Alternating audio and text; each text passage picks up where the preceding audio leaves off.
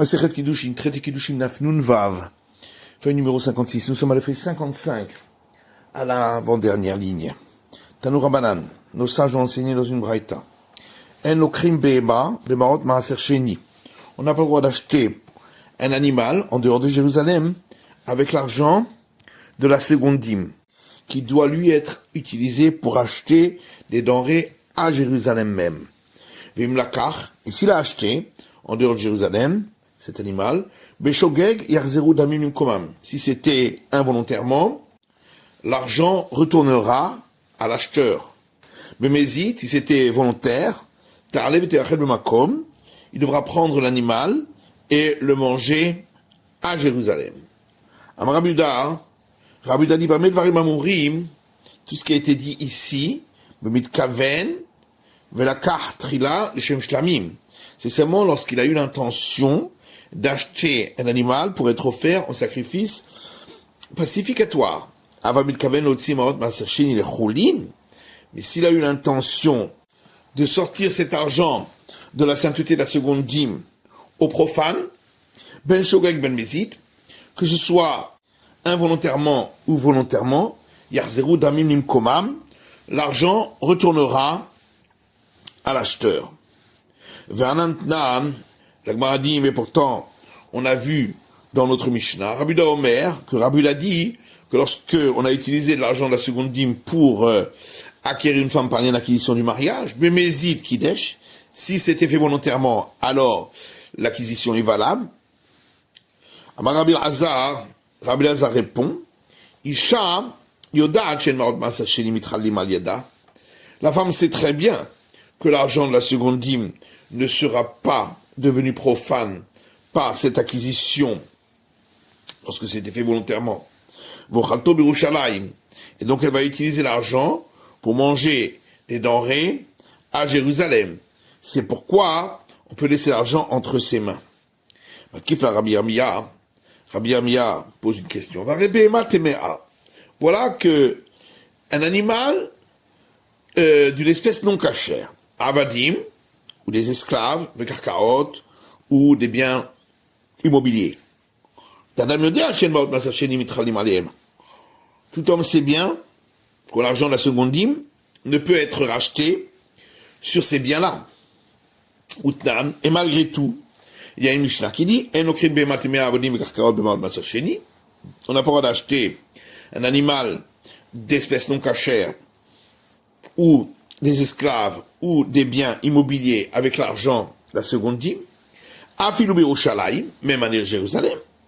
Mais il lakar, et s'il en a acheté, il devra utiliser un autre argent qu'il a entre ses mains pour acheter de la nourriture avec et la manger avec la sainteté de la seconde dîme. Et pourquoi dit-on cela alors?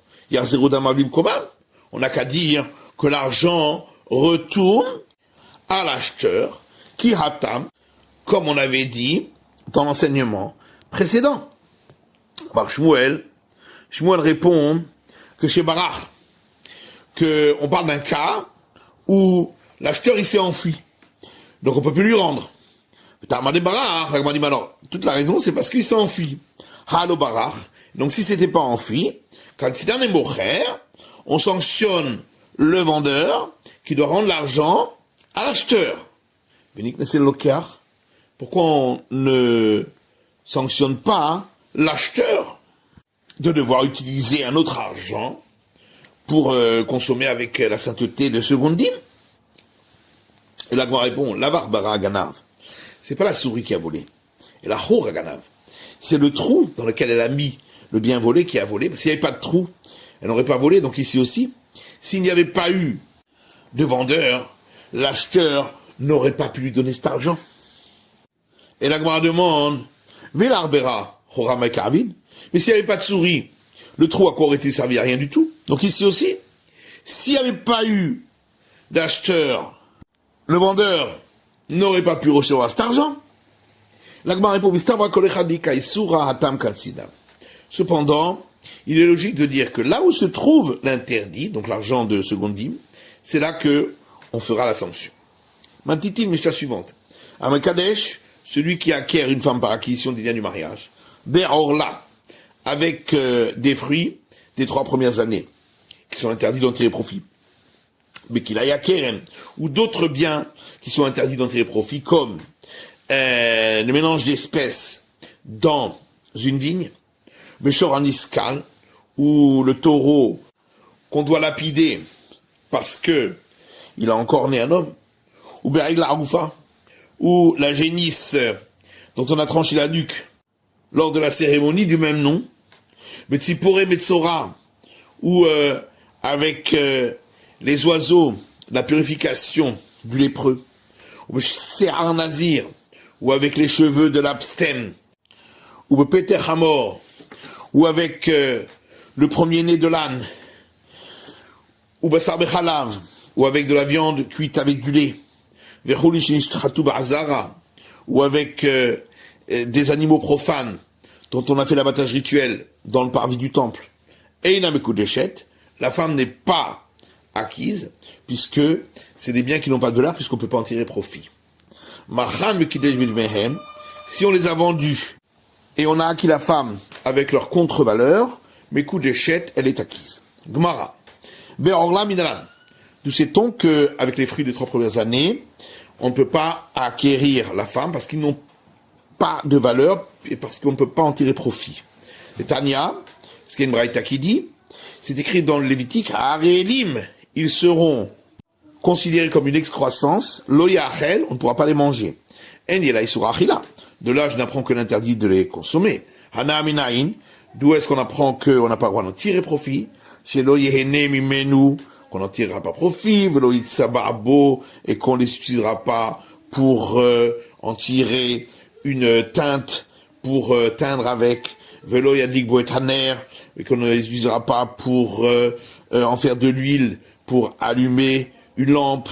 Tamudlomar, parce que le verset dit, toujours dans Lévitique, dans ce passage, va araltem orlato.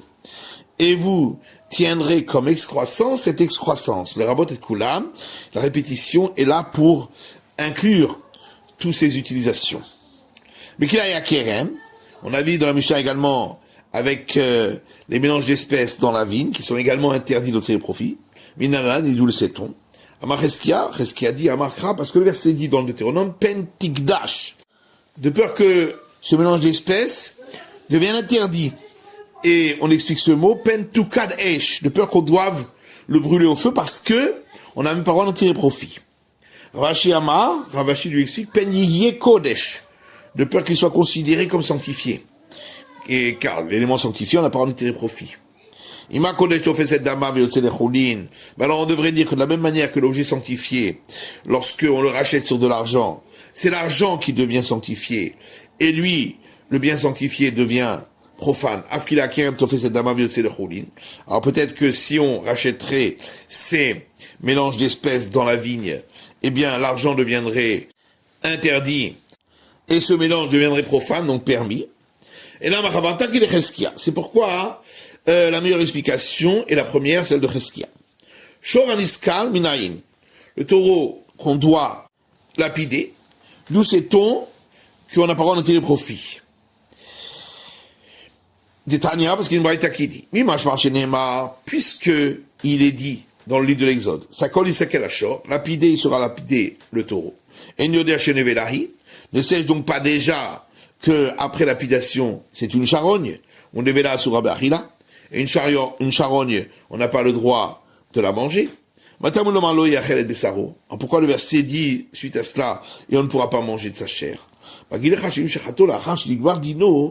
vient nous apprendre que si on l'avait abattu rituellement après le verdict de le lapider, à Soba Achila, on n'aura pas le droit d'en manger. Et nous sait-on qu'on n'a pas le droit d'en tirer profit, parce que le verset dit, toujours dans le même passage, où Baalachor Naki, et le propriétaire du taureau est net. Comment on voit ça dans le verset? Shimon ben Zoma Omer, Shimon ben Zoma dit, qu'Adam Shomer la Havero, comme un homme qui a dit à un autre, Yatsa Ploni Naki min Chassav. Un tel est devenu net de tout bien, Ce qui veut dire que il n'a aucun profit, d'aucun bien, il n'a plus rien à lui. Donc ici aussi, c'est un interdit d'en tirer profit. La Gemara dit, mais qui te dit que ces mots, il ne sera pas mangé de sa chair, c'est pour le cas où on l'aurait abattu rituellement après le verdict d'attaque que c'est venu.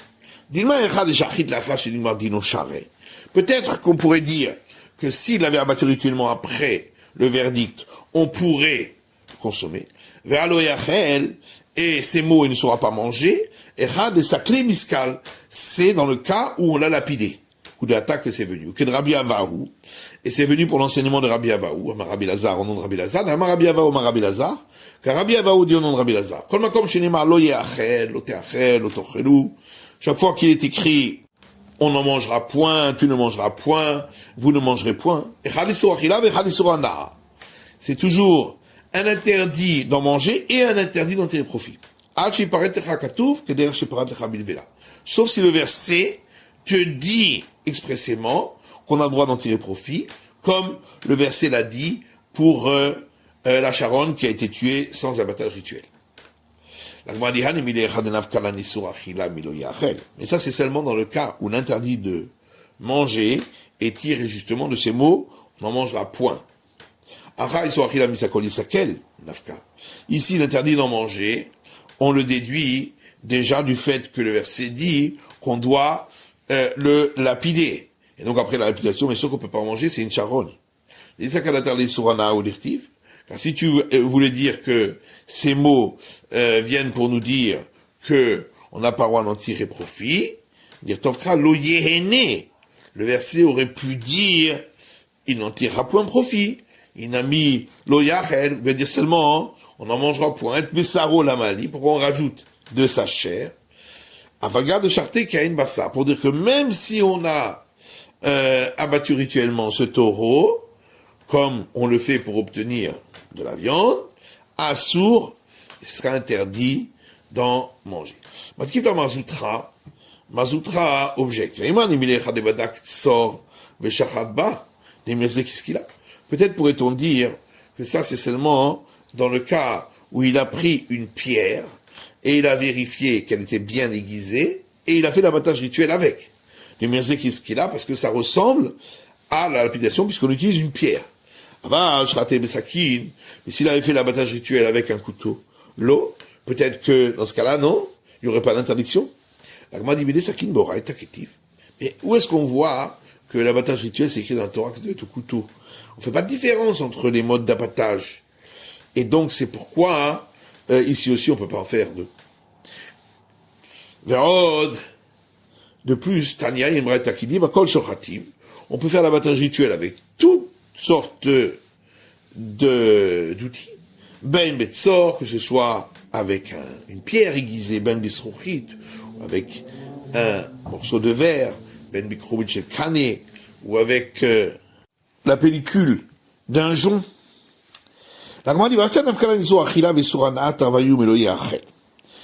que on a déduit l'interdiction de manger de ce taureau et l'interdiction de tirer profit, les deux de ces mots, il n'en sera point mangé. Qu'est-ce qu'on fait alors de la suite du verset qui dit que le propriétaire du taureau sera net? L'anatre oro, pour dire qu'il n'a pas tiré profit également de sa peau. Ça, parce qu'on aurait pu croire que le verset a donc dit on ne mangera pas de sa chair. Mais ça roassou, donc c'est seulement la chair qui est interdite. Veoromuta, la peau sera permise. Et l'agma demande d'après l'opinion qui utilise ces mots, le propriétaire du taureau sera net pour dire que il n'a pas à payer la moitié de la valeur, ni la valeur des embryons. Oro manalehu, d'où après l'interdiction de tirer profit de la peau du taureau. Mais et besaro, on apprend du mot qui introduit le mot besaro, sa chair, pour dire et tatafel et bessaro, également ce qui est secondaire, accessoire à la chair, c'est-à-dire la peau. Veidar, et l'autre avis, et l'odarish, lui, il ne fait aucune déduction du mot et. C'est la fin de l'étude du Dafnun Vav de la feuille numéro 56.